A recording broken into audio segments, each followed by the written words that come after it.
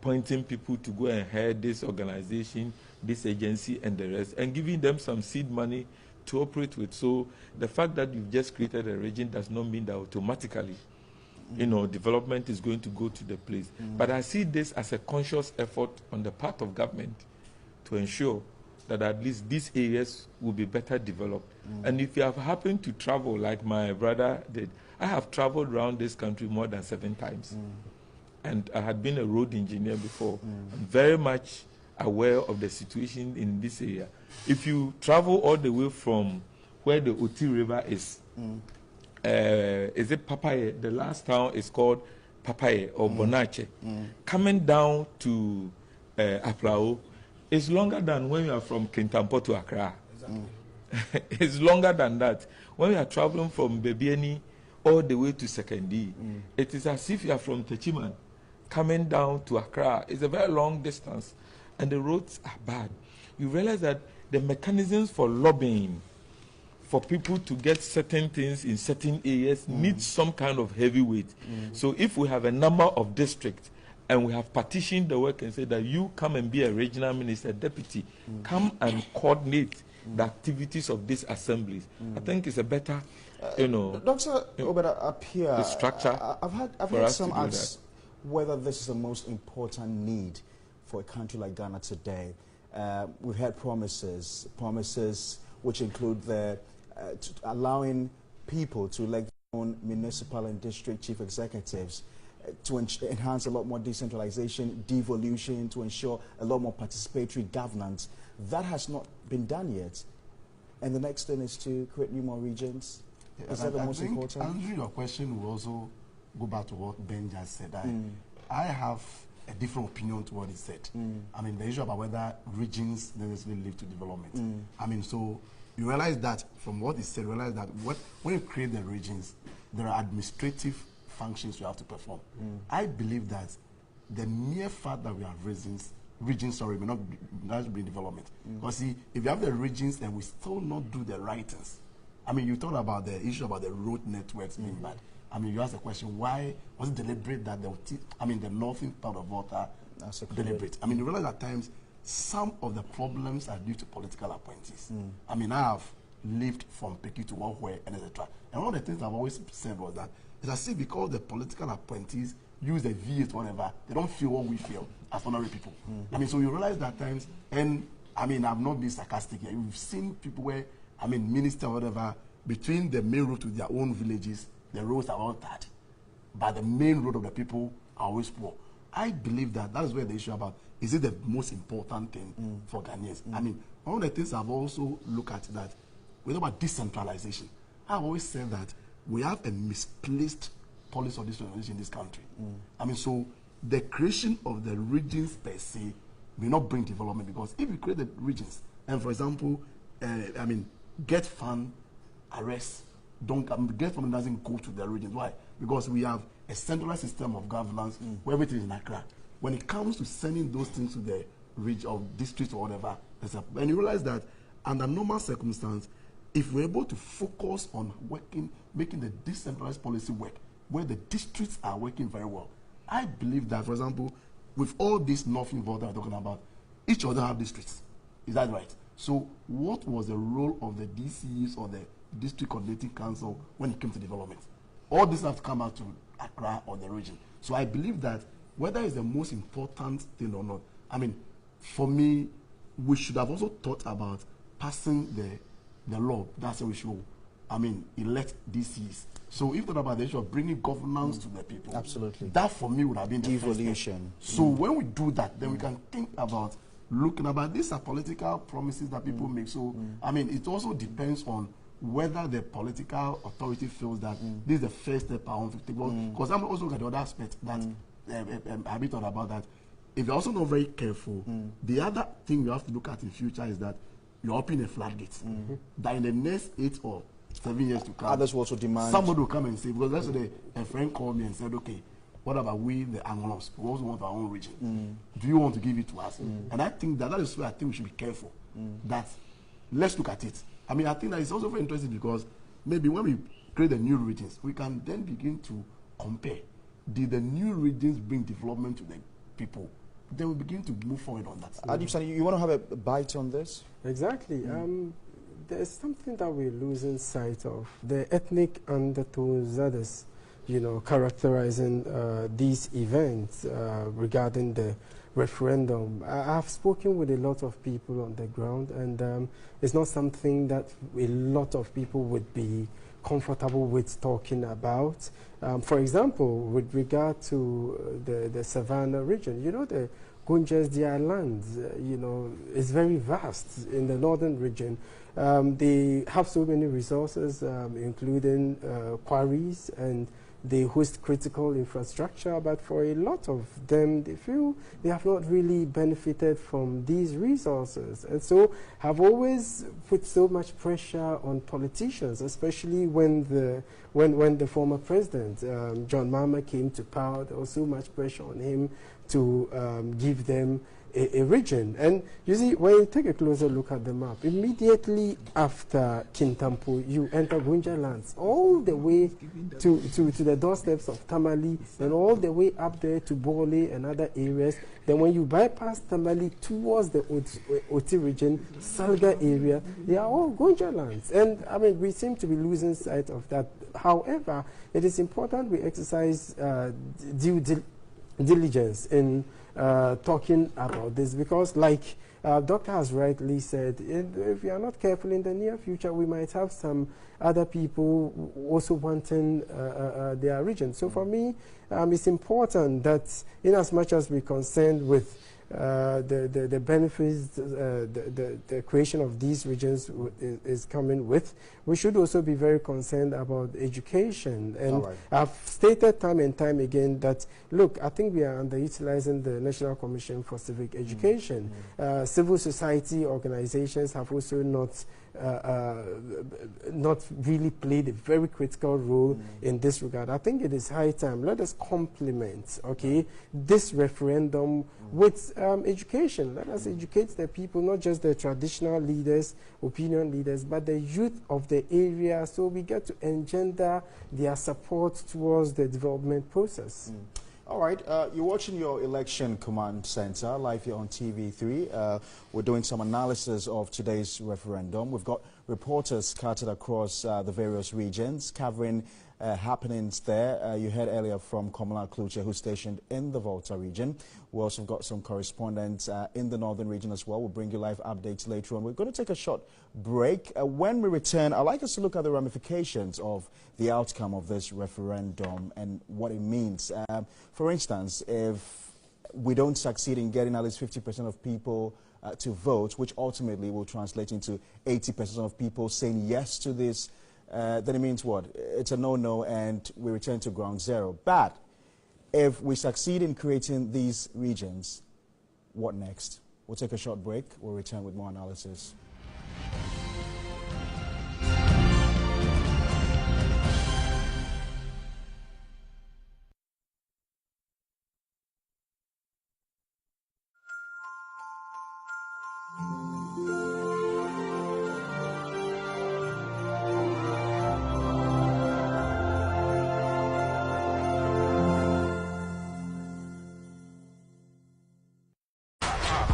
It's the official Christmas package. Glow Productions in partnership with The Mirror and 3FM present Best of Plays by Lateef Abubakar, Judas and Delilah 2 showing in Takrady, Atlantic Hotel, 26 December. I can think far. I will improve technology. I will build Wi-Fi distribution networks across the country. Every Ghanaian citizen will be entitled to 5 gig of internet data every week. I will send my boys to disconnect this Wi-Fi. Why would you do that? Because this is my policy. Policy that is in my head, you cannot use it. That is why your head is big for nothing. When yummy. Showing at Accra International Conference Center, 28th December. 2 shows, 4 p.m. and 8 p.m. Rate 80 cedis. Get tickets at Kuala, Bachona Total, Accra Mall, Silverbird, at Junction Mall, Shell Shops at Airport, Tema Community 11, and Sakaman. Best of Plays is sponsored by High Five Choco Malt, Yomi Yogurt, and Oil Village. Call 0275 027 0004 delivery. Media partners. Glow Productions. Experience the best.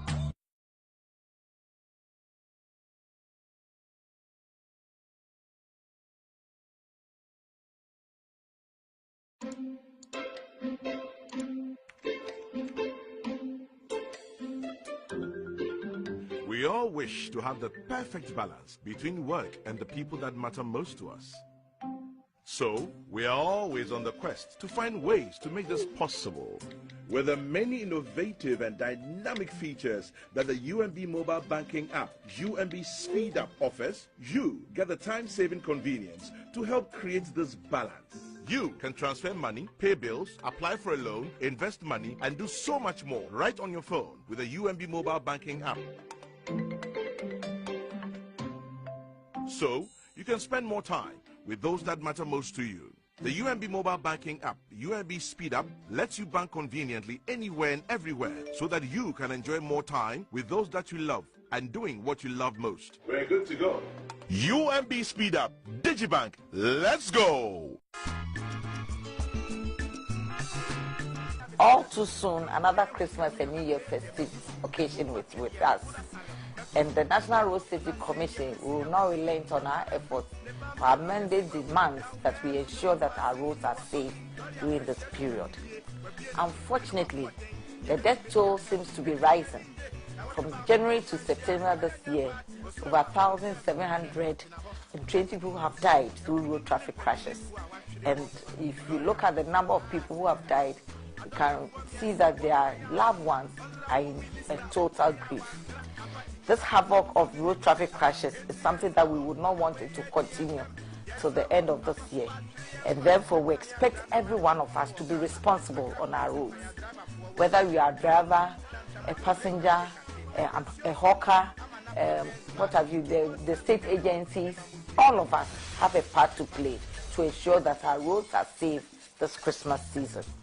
Let us resolve to demand nothing less than safety on our roads.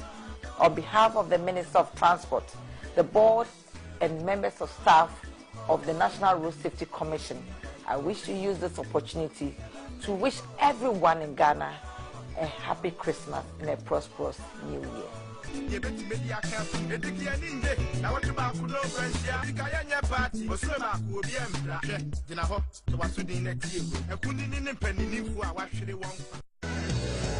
Efficient Pa, Curtain Plaza, Emmanuel Efficient Pa. This festive season, Curtain Plaza is rewarding all its cherished customers with a whopping 15% discount on all Curtain Plaza products. Yes, 15% discount. We have items like curtain fabrics, curtain pools, all kinds of window blinds like zebra, wooden and vertical, wall-to-wall carpets, carpet racks, and more. So, don't be left out.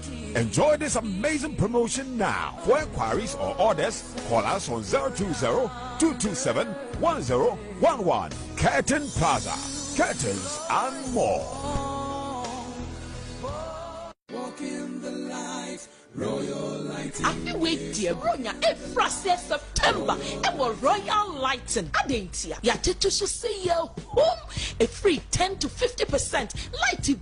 Alberto Ewa Royal Lighting no sa any artist a free indoor, outdoor, floor, garden, table lights, let down lights, any chandeliers. So we are contractor ni and I say wow sisi die ton. Once we see the real person will call diamond fraying 0559 761 731 0509 149 878 0302 816 310 0302 326 795 and now say me share ewo Royal Lighting ayeni batch on a total no edi anymore dan so man so share ewo Wesley Grammar yeni Nick Petroleum and ewo Faco Royal Lighting Investment Limited nanti ewo It's the official Christmas package. Glow Productions in partnership with The Mirror and 3FM present Best of Plays by Lateef Abubakar, Judas and Delilah 2 showing in Takrady, Atlantic Hotel, 26 December. I can think far. I will improve technology. I will build Wi-Fi distribution networks across the country. Every Ghanaian citizen will be entitled to 5 gig of internet data every week. I will send my boys to disconnect this Wi-Fi. Why would you do that? Because this is my policy. The policy that is in my head, you cannot use it. That is why your head is big for nothing. when yummy. Showing at the Accra International Conference Center, 28th December. 2 shows 4 p.m. and 8 p.m. Rate 80 cities. Get tickets at Koala, Bachona Total, Accra Mall, Silverbird, at Junction Mall, Shell Shops at Airport, Tema Community 11, and Sakaman. Best of Place is sponsored by High Five Choco Malt, Yomi Yogurt, and Oil Village. Call 0275 027 0004 delivery. Media partners. Glow Productions. Experience the best.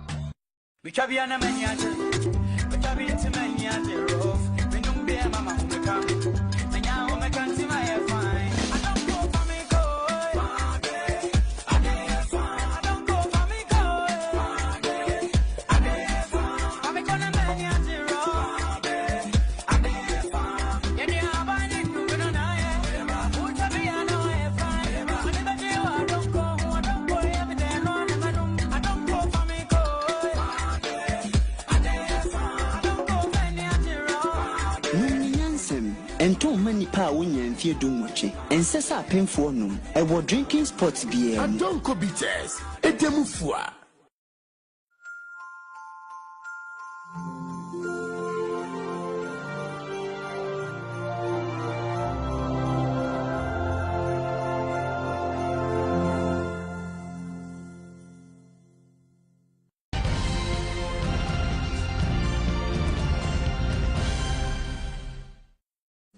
All right, so you're welcome back to your Election Command Center live here on TV3. I wish you were in the studio with us. Interesting debate ongoing amongst the panelists. If you just tune in, this is your Election Command Center. We're bringing you all the details with regards to today's referendum. Shortly, we'll be going to the regions to speak to some of our reporters who have up-to-date information on all the happenings before and after voting ended at 5 p.m. I'm back in the studio. My guest, Adam Bona, Chief Executive Officer, Security Warehouse Limited. Dr. George Donfe is a Senior Research Fellow at the Center for Social Policy Studies at the University of Ghana. Engineer Ben Arthur is a civil engineer and a labor consultant. Dr. Samson Obedapia is a lecturer at the Department of Sociology, University of Ghana. And of course, Adib Saani, he is with the Center for Human Security and Peace Building, the Executive Director. So, Mr. Adam Bona, before we went on the break, I want us to look at the ramifications of the outcome of today's referendum. If this referendum fails, it means we return to where we started. Yes, that's ground zero. If it fails, we'll take it that nothing happens. If it succeeds? If it succeeds, a lot is going to happen. Tell me what's going to happen. What's going to happen, I believe that, Parliament would have to make sure the proper laws are passed for, these regions to be properly created. A lot of employment would be created in the affected regions. A lot of things will have a lot of movement of resources. A lot of things it's likely to happen to, these areas that are affected, and probably the whole country. There's going to be a lot of movement. And so for me, if this referendum, those who voted yes, I spent time between the Bono East, the proposed Bono East, which they are voting yes or no, and the northern voter area. And you wouldn't believe it, how deprived most of the communities are. I wouldn't say some, most of the communities are so deprived. So much so that sometimes you wonder, just like my co-panelists who have visited the location did say, this community is part of, Ghana.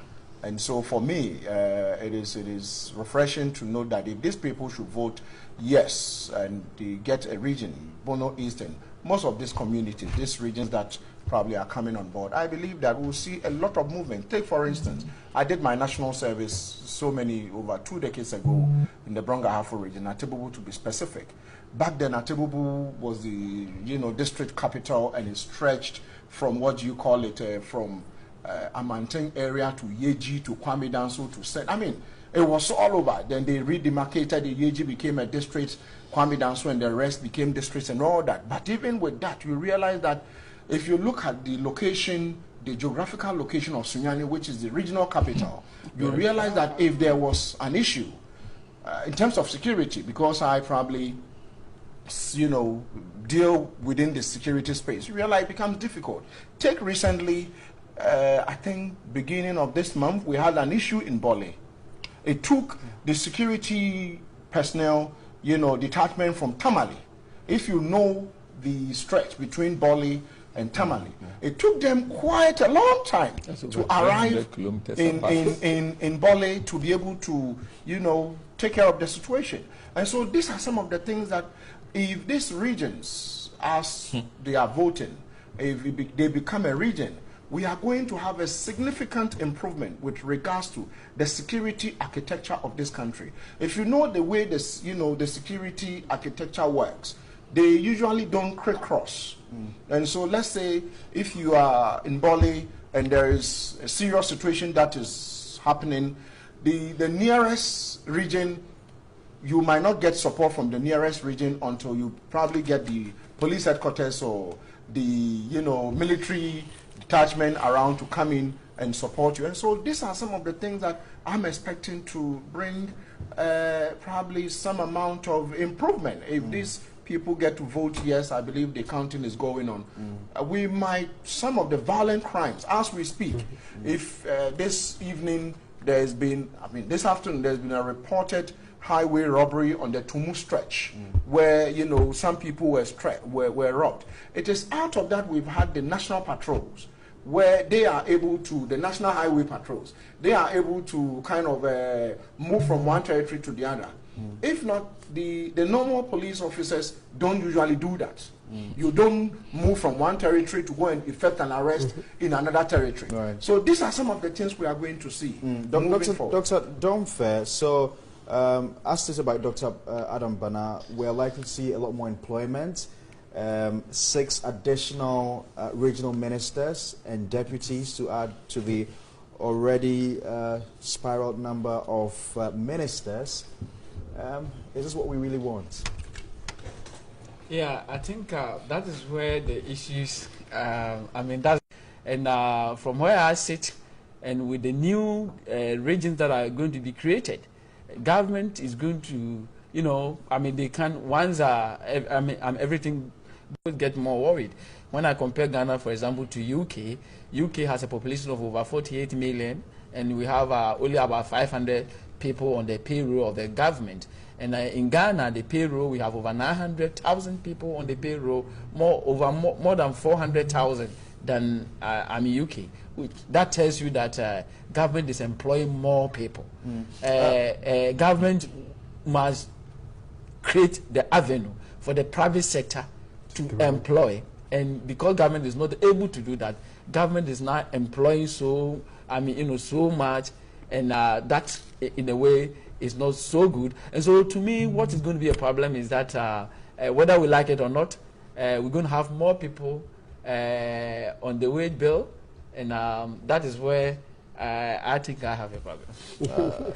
Mr. Benatha, we'll need to measure the returns on this new district, if indeed it happens. We'll need to look at the efficacy of it. And the President has always talked about performance. Are we going to be able to measure this? Oh, definitely. For me, if you look at the benefits that we know to us as a country for creating such regions, it far outweighs any cost. Really? Anybody, oh yes, anybody has ever imagined. Please tell me about it. Number one, even the act of building the structures to house the various offices definitely creates employment. But that comes with money. It comes with money. But it creates employment. It lifts up living standards. And not only that, for example, once we have created a region, if there is a revenue office that must be set up in order to coordinate revenue assurance and management in those districts very, very well, it inures to our benefit. If the lack of participation of people in local governance is more expensive than... We're going to create districts after this. I will not be too sure. The districts have already been created. I'm coming. The districts are already in place. Okay. But it's coordination. Let me tell you something. If coordinating many districts is not inuring to our benefit because of the vast space of the vast expanse of land and the cost of traveling here and there. Let me give you a visual example of what I mean by traveling distance.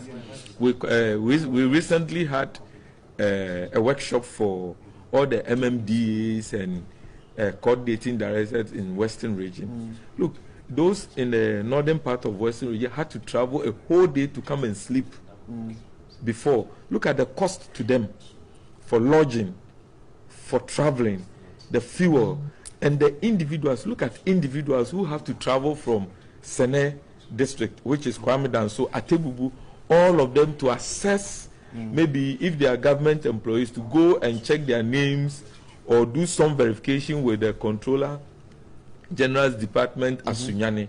Look at the cost to each individual. When you look at the risk associated with their travel and all the various intangibles you can measure, you realize that it is better to send decentralization at the coordinating level, closer to the people. We must also not forget that our population census... I'm coming. Let me land with this point before I forget. But with what we already have, how much of decentralization do we have going on? I'm coming. Let me make this point. Okay. If you study our population census very well, you look at the 2001 and you look at 2010, you realize that Ghana is fast becoming an urbanized, society. About 52% of Ghanaians live in urban communities. So if we are going to create further urban communities by way of locating this regional capital, can we wrap up? I've got a few minutes to wrap up on this. So quickly, the rural-urban migration drift, and it is positive for all of us. Dr. Samsapia, quickly. I think there are three issues I want to about the ramification. Quickly, yeah. First of all, my issue is about managing the local expectation of the people. I mean, we have all thought about the fact that we see it as a way of bridging the development gap. The question is, to what extent are we able to manage the expectation of the local people? Will the creation of the regions automatically bring development? When we discovered oil, the expectation was that we're going to create millionaires in this country. We all saw what is happening. We are seeing what is happening now. So for me, as a sociologist, I'm looking at the expectation. That is why I expect the NCC and the other people to come in. That the fact that we have regions, and also it also put a lot of responsibility on the government. That's why I agree with your position that we need to do more. Secondly, the issue of cohesion and peace among these communities. I mean, there will be traditional areas we are going to move into the other regions. So I was going to ask if it would affect constituencies. Would it?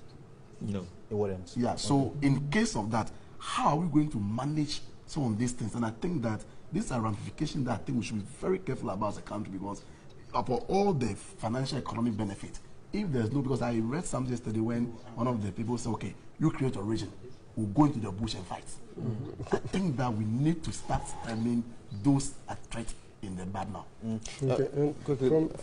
From a security angle, when you take a closer look at our security infrastructure, you'd realize that to a very large extent, the security agencies are overstretched.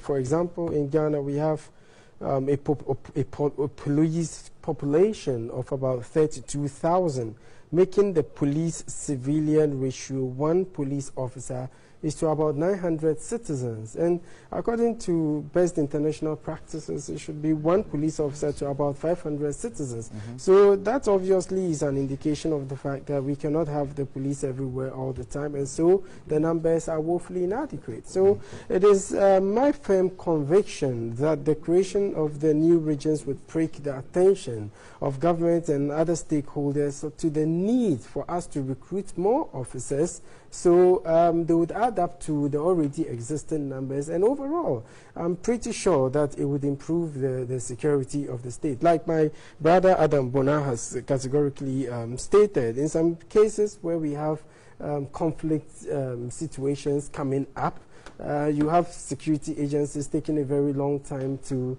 come to their hotspot, mainly as a result of the fact that sometimes before you get them, the distance covered and all that. I'm pretty sure that by creating these architecture to administer these new regions, it would also take into consideration the security as well. And overall, it will be good for our national security. All right, gentlemen, I've got to say a big thank you to you. Thank you so much for joining us on this program tonight. This has been your Election Command Center. Hopefully by tomorrow, I'm sure we'll know what the consensus is. I've just seen some figures sent through by Komla Kluche, my colleague who is out there in the Volta region. Unfortunately, I'm unable to really get a glance of this. Sadam, if you have a clearer picture of this, if you kindly send it to me. I think they are collated figures from the Volta region. But thank you, gentlemen. Adam Bona is the CEO of Security Warehouse Limited. Dr. George Domfe is a senior research fellow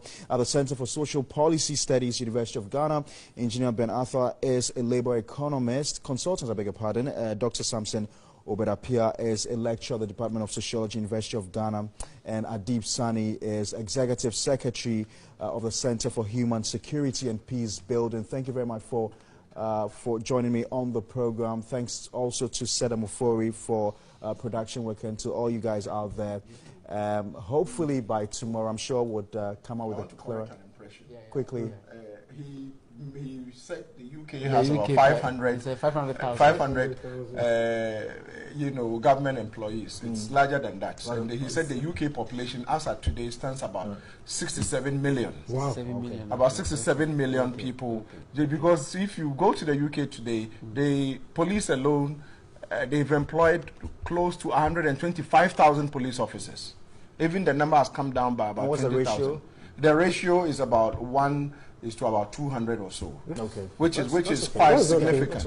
And so we need to understand that these divisions or these redemarcations is likely to affect the way our security architecture is going to look. Right. Thank you very much, gentlemen. My name is Parker CSI. Thanks for staying tuned into TV3, your Election Command Center. We'll see you same time tomorrow. Bye-bye.